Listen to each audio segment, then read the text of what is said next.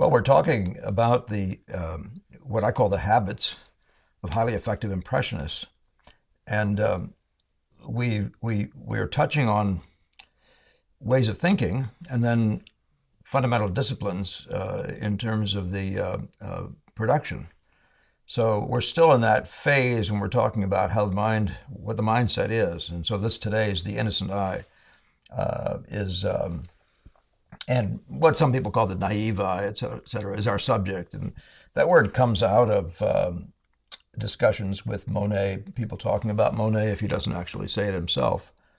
But when you go out to paint, says Monet, try to forget what objects you have before you, a tree, a house, a field, merely think.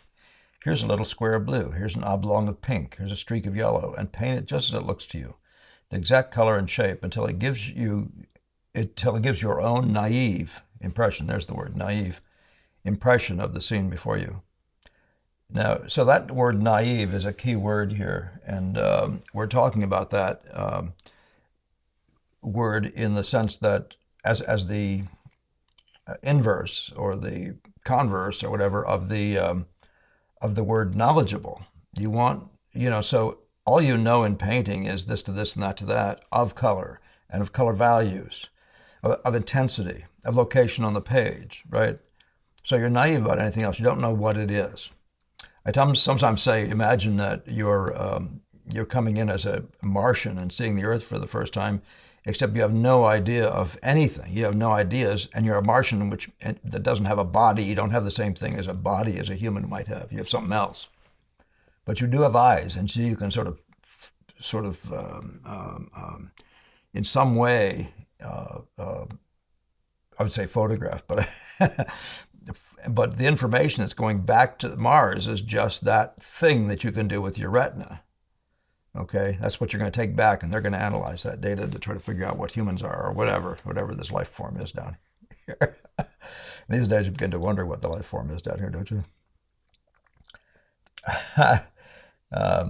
So here you are seeing that whole discussion right here. Here's the naive eye. He's just putting the right color, the right value in the right place, to quote DeCamp, which I do in a second.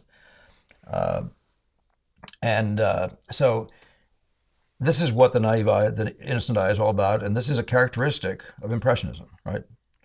So thinking about what's before you in your eyes now, and not what you know. This is the first point, not what you know or what others have told you. I'll repeat the story. Gamble had a visitor once while I was studying with him, and afterwards he said, that guy sees with his ears what people, he doesn't see with his eyes, he sees with his ears what people have told him. Now, you can paint out of somebody's book what you hear instead of looking, but it's not the grand strategy, not the best strategy. The best strategy is learn to see nature, learn to master the look of nature, right? So it's fundamentally impressionist. All he does is impress you with the relationships of things. What shall we say? Maybe I should try this differently. That he wants to impress upon you what he's seen with his eyes. And what that impression is, he wants to impress on you. And but the only way you can do it is by having the true color relations, value relations, all those things. It's not by showing hands and feet and all those other ideas. So that's the first point. Think about what's before you in your eyes now, not what you know or what others have told you. And that's where the word naive eye. That's information. That a priori information is problematical to the impressionist. So you've heard that, okay?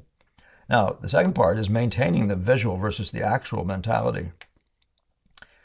You understand visual. It's the actual. We're not trying to make things. We're trying to transfer sets of notes, relationships of color notes, and how they relate in every kind of way, including spatial ways.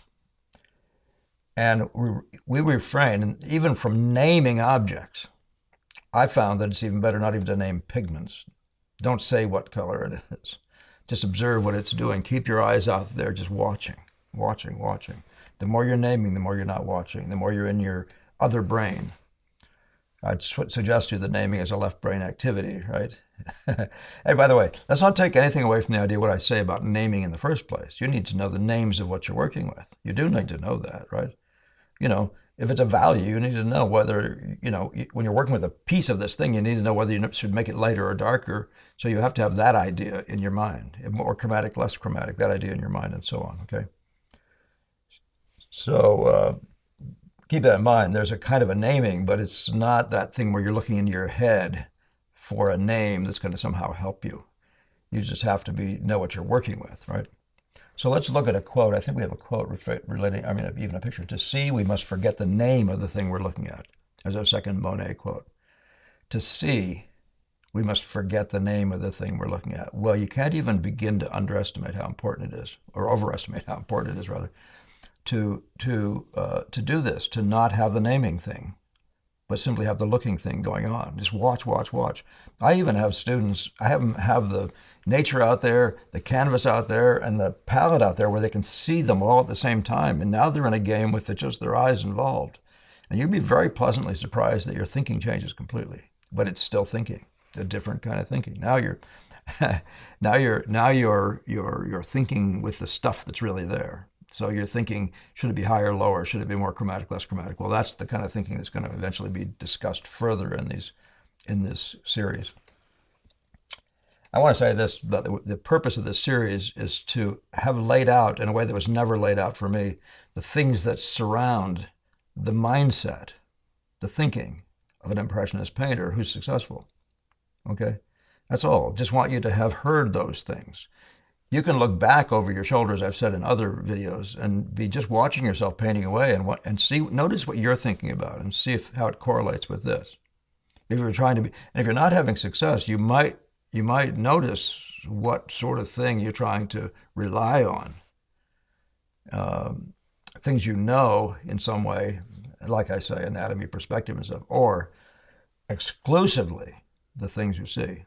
Now remember, this is the study of nature, and when we say nature, we do mean the phenomena as it sits before us. It's just color values.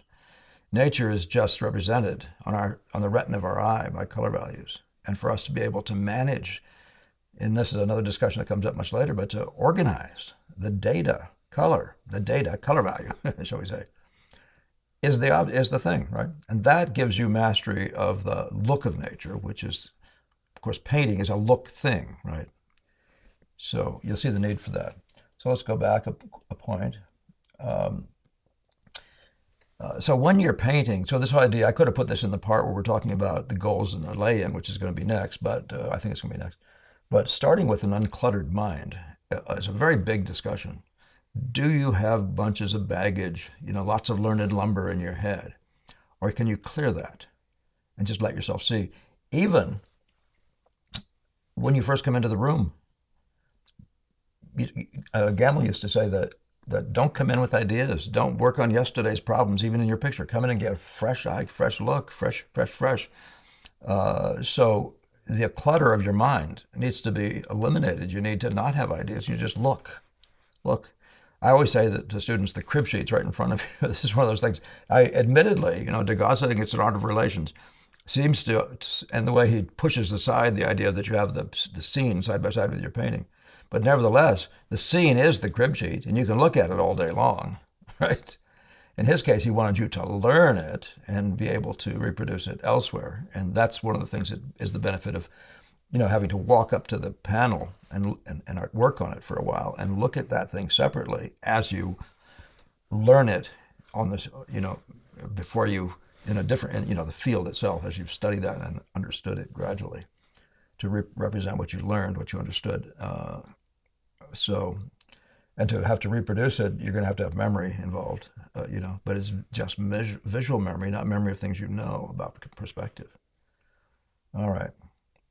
And one of the other things we can say about this, by the way, is you won't get perspective wrong if you are good at, for example, angles. Angles is just a visual phenomenon. Thing like this sits here, another thing sits over here, and there's an angle between the two. You have to be good at seeing how that relates to vertical and to other angles. That's just a set of relationships per angle, right? So I'm saying that things like perspective, you don't have to go sitting there thinking about perspective. You just have to make sure you're thinking about getting angles right no matter what you're talking about. Doesn't mean that after the fact, and this is where the next point comes in, using the actual or even knowledge as a check, Of course, you're going to actually look at it and say, "It's my perspective, right?" And you may find that when you fell asleep when you're doing some of your angles, but if you stay awake, uh, that won't be happening to you. If you really do good relationship, you have good skills in it, and then apply those skills in a disciplined way. So, and then the last point. By the way, I should jump into one visual here, and that is this is supporting what. And this is Boston School conversation. I give credit to Joseph DeCamp, and some people add, he says something about drawing in this thing, but the right color, the right value, in the right place, easy to understand, hard to do, is the way I heard it, and I took it that it was from Joseph DeCamp.